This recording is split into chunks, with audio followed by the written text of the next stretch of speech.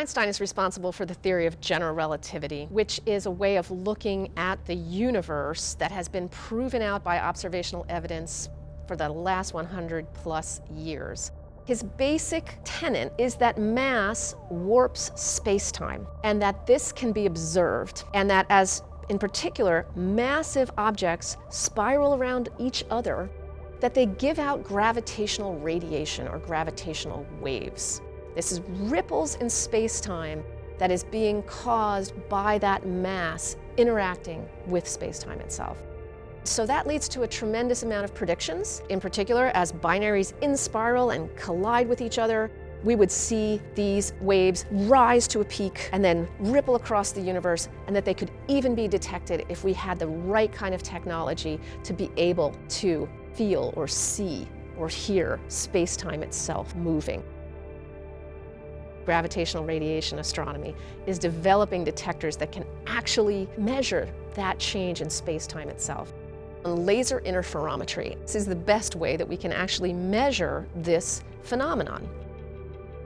In 2017, a signal that was consistent with one of these gravitational wave increases and then decreases. We call it a chirp. It gets bright and then it dies down. It looked like the prediction. But the fact that we saw a gravitational wave signal that was consistent with in-spiraling neutron stars and a kilonova as a result. A kilonova is more energetic than a nova, less energetic than a supernova. At the same time, we saw a short gamma ray burst. That was great news, and it meant that we could take all the telescopes at our disposal and quickly point them at the location of the gamma ray burst. Hubble was called into the chase. Hubble images show us a very interesting galaxy and the location of that kilonova afterglow. So Hubble was able to show us what was happening in that position, tell us how bright it was, and importantly, pinpoint the location. It's telling us where it was happening in the galaxy.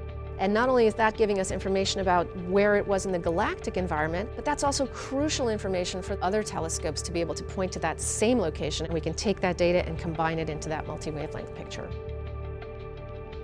As laser interferometry gets more and more power behind it and it starts to see more and more of these objects, we are going to usher in the new era of multi-messenger astronomy. We're going to learn a tremendous amount about very rare events like kilonovae and other things that happen that give off gravitational waves that are going to allow us to just build more pieces onto that puzzle.